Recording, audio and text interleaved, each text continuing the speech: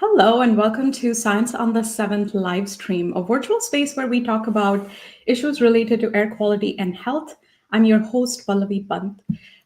It is the month of February, and in many places around the world, people are still experiencing winter conditions, which also means they require heating, which means pollution levels may be relatively high, especially in locations where people are having to rely on wood or coal for heating in particular. Oftentimes, on this live stream, we've talking about the various ways in which air pollution can impact people's health. And some of you who follow the live stream and also follow our work at HEI, you will know that last year we released our most recent State of Global Air report, which presented for the first time information on how air pollution impacts brain health. So today we are hoping to spend a little bit of time trying to understand what the air that we breathe day in and day out does to our brains. Did you know that someone in the world right now is developing dementia every 3 seconds? And we know that there are a number of factors that can impact the development of the disease and also the progression of the disease. What the Lancet Commission said in 2024 was that 45%, so very close to about half of all dementia cases, are potentially preventable if we can address the modifiable risk factors that are impacting the disease development and progression. And air pollution, as you may guess, is one of those modifiable risk factors. So I'm really excited to be welcoming Dr. Burcin Ikiz today. She is a neuroscientist who works at the intersection of brain health, climate change, and global health policy. She has a long bio, so I'll try and give you a few highlights really quickly. She is an adjunct lecturer at the Department of Psychiatry at Stanford University. And very, very importantly, she's the chair of the International Neuroclimate Working Group, which is a global consortium bringing together over 300 scientists, clinicians, policymakers, advocates, public health leaders, and trying to make advances across research, policy, and action. She also serves on the Lancet Psychiatry Commission on Climate Change and Mental Health, and is working on the Global Mental Health Action Network for the COP31 Action Group. I could go on and on, but Burcin, really thrilled to have you here, especially given how much you have been doing trying to, create community around this issue of brain health and how environmental factors can impact it and what we might do to change it. So really, welcome. Thank you so much, Pallavi. I'm so excited for our conversation on this topic. Great. So I'm going to start with a simple question since we tend to focus on air pollution. What is the air quality like where you are today? And I know it's really early for you. So maybe what was it like yesterday? Yeah, I was actually just checking it this morning as I was preparing to have this conversation. And I live in San Francisco, and our AQI right now is in the 70s. So still considered pretty average for this time of year in the city. And it's at moderate levels. Yeah. Moderate levels. That's good.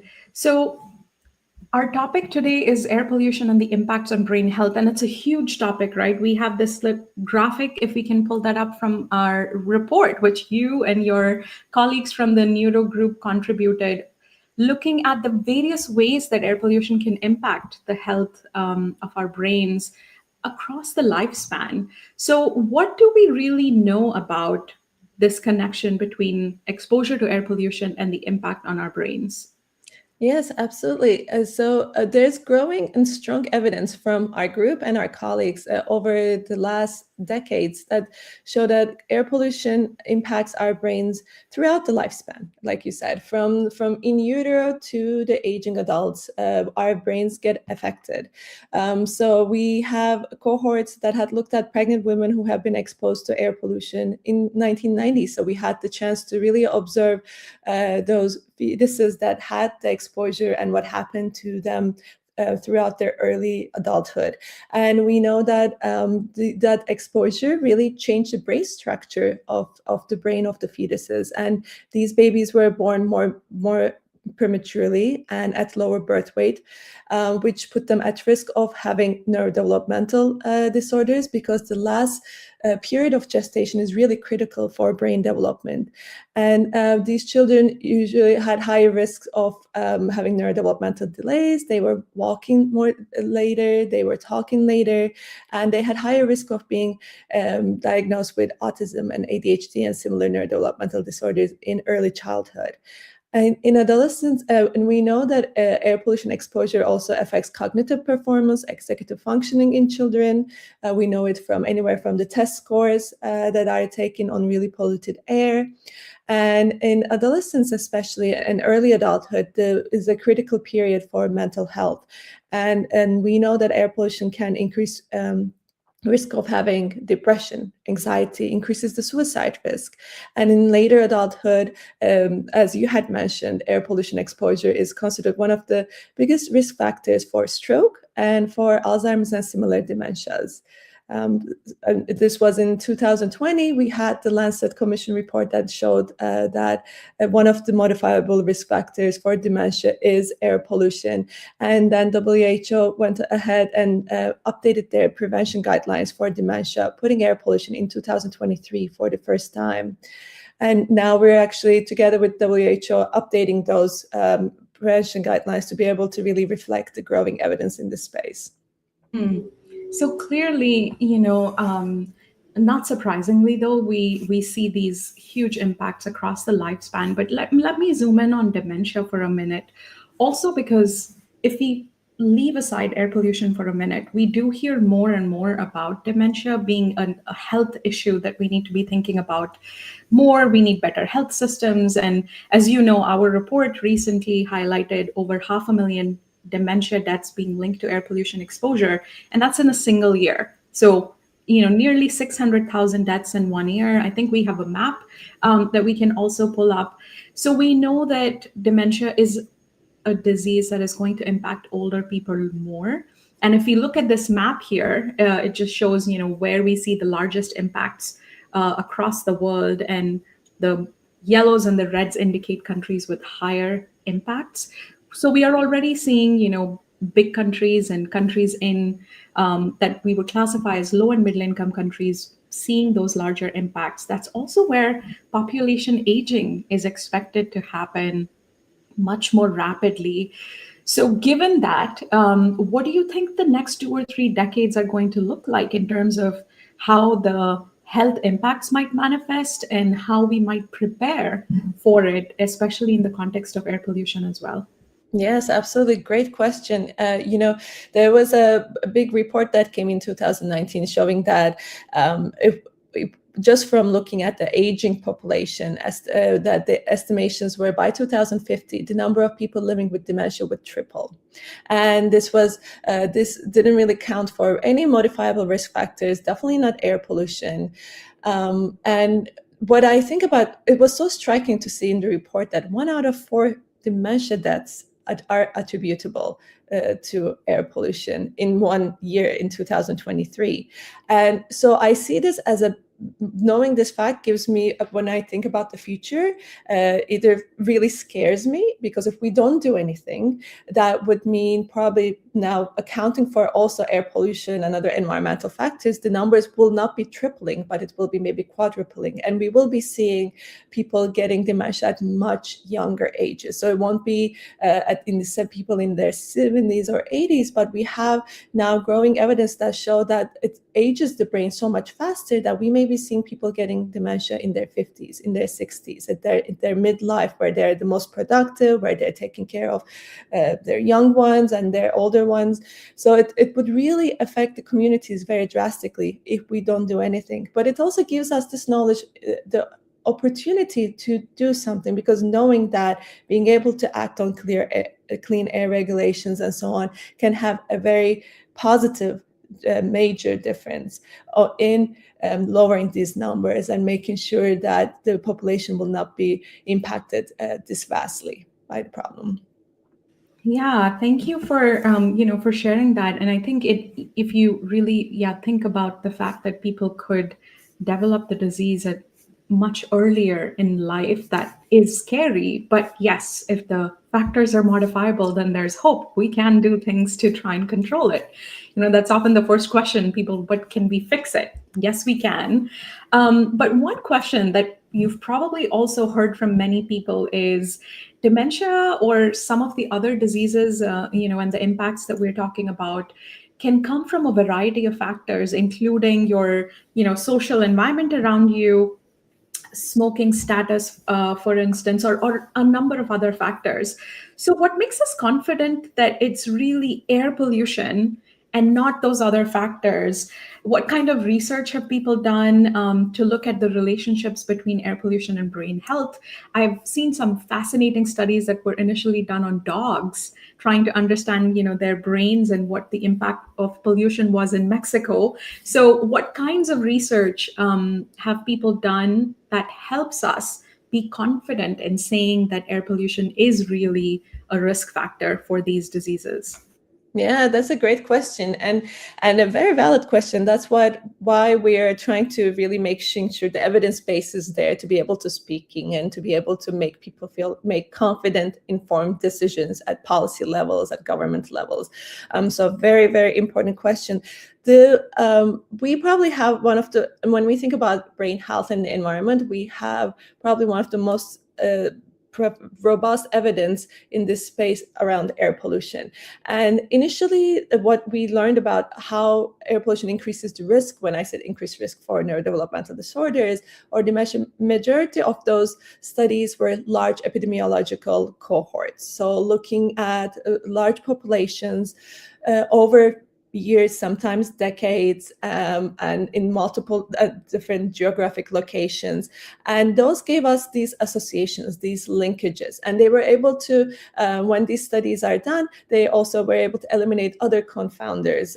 So that may be, so whether it's the socioeconomic status or education levels, that may also have, we know, impacts on dementia development and or not. And so after removing all those confounders and being able to do actually a dose impact, so seeing like at lower air pollution levels, this is how much, at higher pollution levels, these were how much, they were able to get some confidence in associations, so more in the relation of air pollution and brain health. But it doesn't mean that air pollution from that knowledge caused these brain health impacts.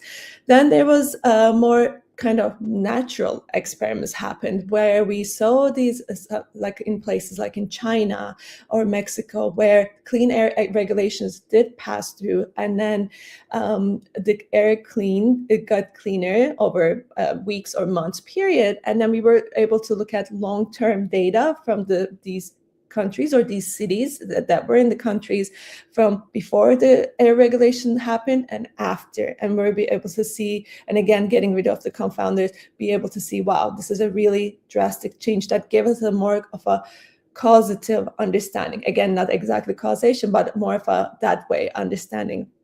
And then finally, there were a lot of researchers who were more molecular cellular neurobiologists, such as myself, where it was looking at being in a lab in a very controlled environment with animal models or with human brain cells or other models. Really do these studies where you can increase, or sometimes even actually putting mice in the highways next to highways and see what happens to them, being able to study their brains afterwards, being able to look at the pathology, what happened in the brains when everything else was controlled, but it was really just what they were breeding compared to the control groups. We were able to gather information on the mechanisms of how air pollution reaches to the brain and how it impacts. So we know that the air can enter, the air pollutants can enter our brains through either directly from our olfactory bulb, from our noses, or it could cause systemic inflammation in our lungs and so on. And these, either the pollutants or the systemic inflammatory markers, then goes onto the blood, and from that gets carried through the blood-brain barrier to our brains and cause inflammation, oxidative stress, and that harms the neurons, the brain cells that live in our brains.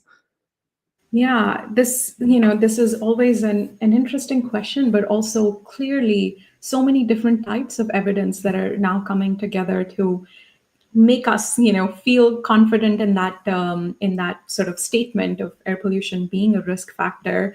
But science is always evolving, and there's always gaps. So, what are some of the open questions that researchers are currently interested in looking at, or areas of the world where we still need more data, more information from? Ah, great question. Yes, absolutely. We our job never stops. We have a lot of knowledge gaps we need to fill in this space. I would say some of the areas that we have the still developing understanding is looking at long-term multiple factors. So when we look at in the lab, for example, the studies have done, it's very short periods of time you could able to look, but our brains are actually very resilient organs, and they are very functional organs. They always want to retain function. So they're really good at masking damage. And so we would see it, for example, in neurodegenerative diseases such as Alzheimer's or Parkinson's. By the time people go to see neurologists because their memory lapses or their movements of like not being able to button their shirt get to a point of really impacting their lives, and then they go see neurologists, they get tests done, and they get the diagnosis of having a Parkinson's disease diagnosis or an Alzheimer's disease diagnosis. It actually, we know that it's almost too late in the disease process at that stage to do something about it, that the disease had started maybe 5, 10, 20 years ago.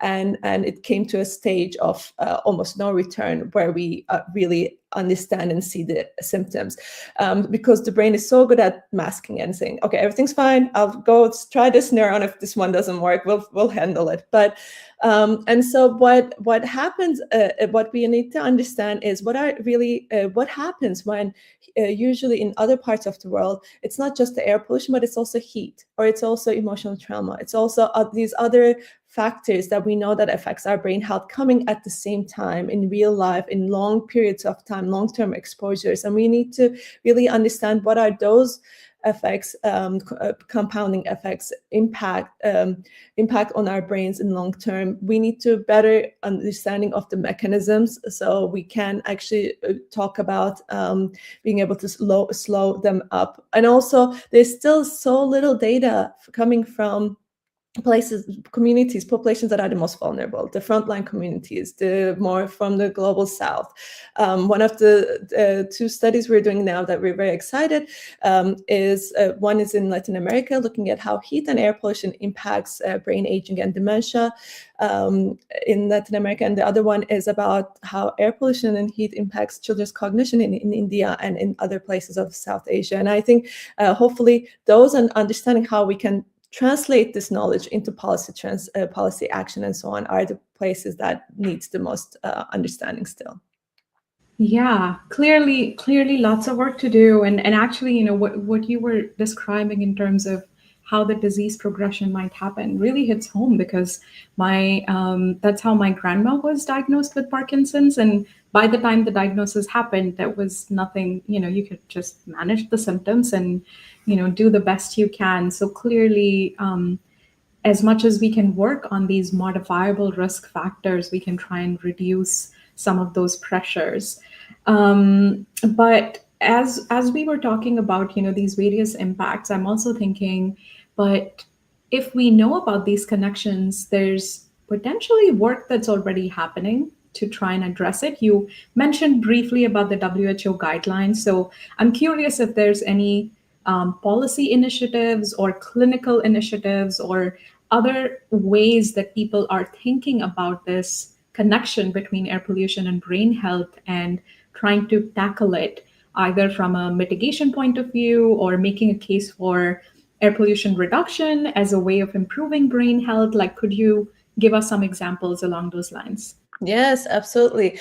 I always try to, when we talk about solutions and ways, I always try to say we really don't need a sexy new technology. We don't even have to use AI. It's quite simple. We know that these clean air policies do work in improving a health span of individuals, of communities, and that includes brain health. There's incredible co-benefits to our brain health when we make cities greener, and we know that it cleans the air. We know that it provides shade and a heat mitigation, and it gives wonderful opportunities for social connection, physical activity for people living in those places to have green spaces. So and those are really, really physical activity, social connection, and also for mental health. Just even seeing green spaces can have incredible impacts on our mental health, on our brain health. So all those things can be really beneficial to our brain health. Similarly, having clean infrastructure, cleaner water that doesn't contain any lead or heavy metals that can impact neurodevelopment, clean air, disaster preparedness, because there's so much now studies coming out on our understanding of how wildfires and floods can impact our brain health. And with wildfires, when we talk about it, it's the air pollution, it's the water soil contamination, it's the emotional trauma of having gone through extreme weather event. All of those compounding factors come together to affect our physical health, our mental health, and we know that if we are well prepared then those disasters will be coming or harming less, and as those will have indirect brain health impacts as well. So there's a lot of policies that will help with the climate mitigation and clean air policies, and that will use clean energy. All of those will be also improving our brain health. Yeah. Thank you for, those. I think that that's always such a critical piece, that in addition to highlighting all the ways that this is bad for us, like here's all the ways that we can, work to fix it. And, as we are coming towards the close of our conversation, I also know that this is an issue that is deeply personal to you, as it tends to be for so many people who work in this space. But you have extended family in India where people all year round experience high levels of air pollution. You're a mother, so you're obviously thinking about, your children and their well-being, and also, very unfortunate that you witnessed the LA fires, which were particularly devastating last year. I'm curious how these different aspects, which are not necessarily, the data and the science and the research, how these experiences and connections in your personal life influence what you do and how you do what you do.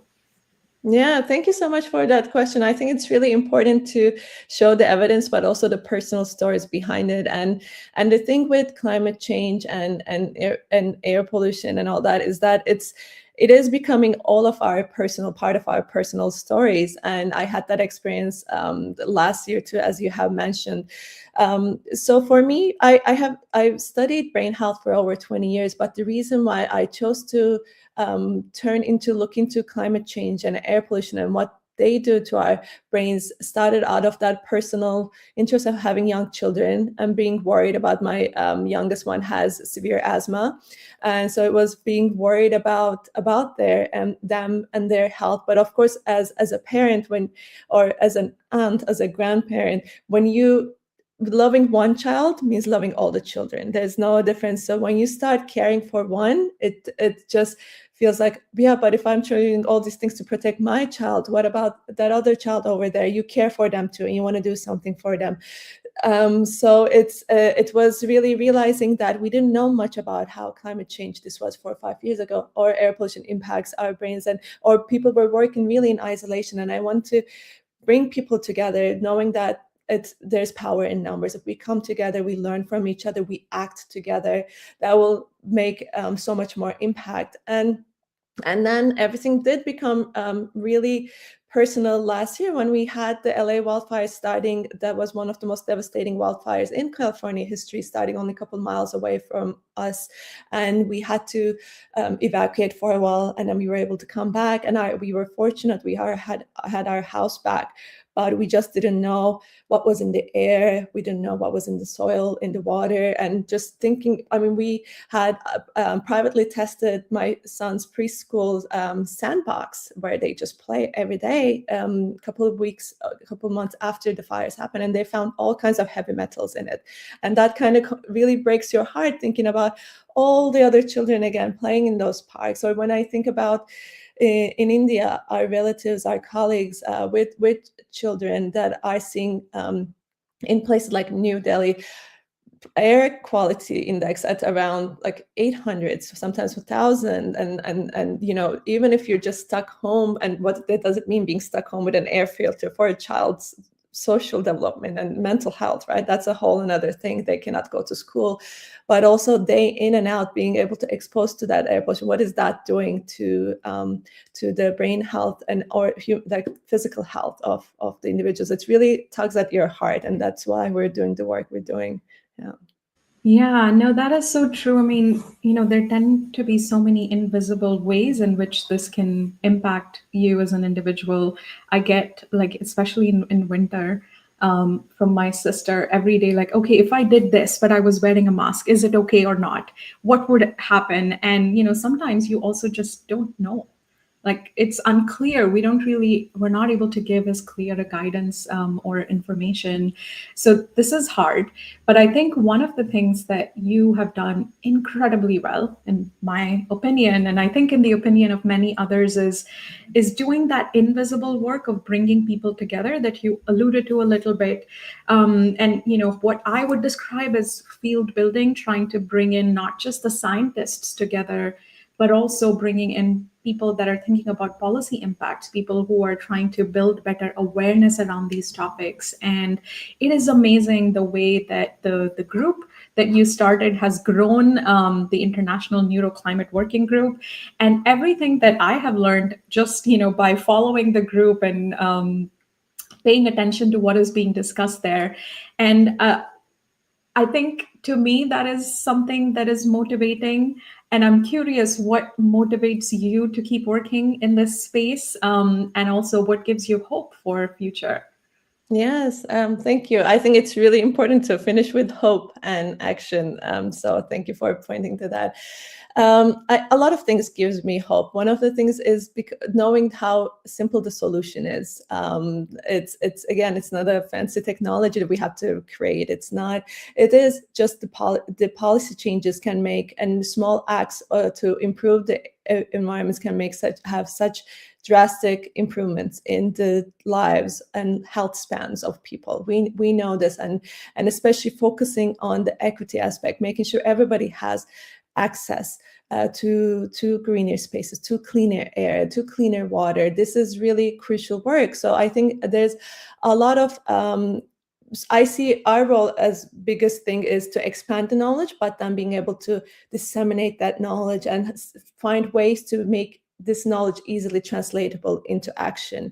And what inspires me are these community groups, such as the Warrior Moms in India, that we know that work so hard for the concerns for their health of their children, coming together, protesting, knocking on the government's doors, or educating schools and so on. Really, I was talking with an neuroethicist, a colleague the other day, and he was saying, is it good to know or not to know all these bad things that could happen to you? And we were having a discussion, and I was thinking, yes, knowing can bring a lot of stress, these impacts, especially when we had those wildfire. All my friends were like, oh, fire's over now, let's go out and play. And I was like, oh, but long term.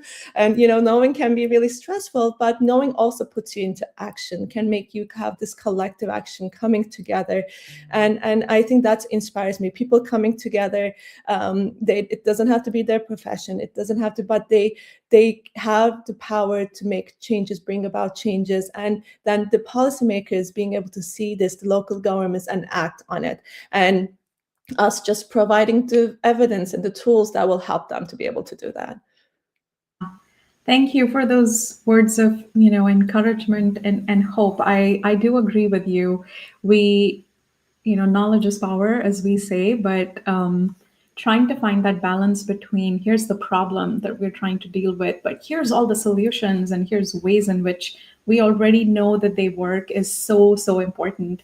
And this has been a fascinating conversation. I think what I'm taking away is, yes, we do have good, strong evidence on the links between exposure to air pollution and brain health. If we are not paying sufficient attention to it and thinking about how to address the problem, we may see more cases, and more health impacts. And for some of the diseases here, like we didn't get a chance to touch on it, but the I think critical piece is that it isn't just the individual that has to live with the disease. It is also the family and the community impacts that can come from it, especially caregiving roles that you really need within your family, within your community. But that there is hope. There are solutions that work. And as you said, a lot of them are common sense solutions that don't require tons of new data, new technologies. We know what to do. We've seen it work. So I'm really hoping that this conversation will continue, and also that if people are interested in learning more, much more beyond this very, very short conversation, please do find the International Neuroclimate Working Group. I believe it is on LinkedIn now. Yes, So people we have can a come website follow now me. too. Amazing. So hopefully more people are gonna find ways to connect, and we shall continue to work towards better air quality for everybody. And Burcin, thank you so very much for joining us today and for all of the work you're doing outside and from behind the scenes. We really appreciate it, and we look forward to staying in touch. Thank you so very much. And everyone who's listening in, thank you too. We're going to be back in March with another conversation. Until then, please stay safe and goodbye. Thank you, Pallavi.